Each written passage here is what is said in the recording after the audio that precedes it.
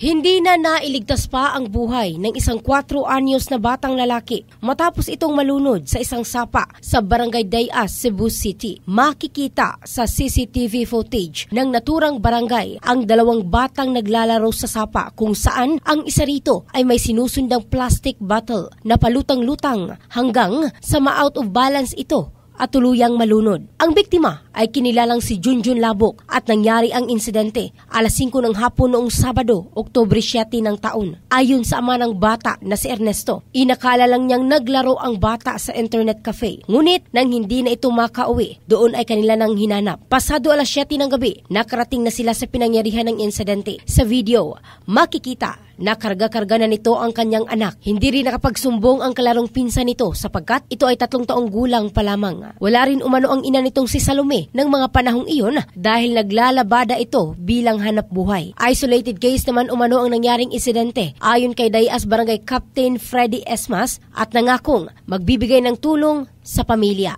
Ang bahaging ito ay hatid ng DriveMax Adult Herbal Capsule, lalaking laging umaangat. In the heart of changing lives, ito si Michelle Craste ng Brigada News Philippines, The Music and News Authority.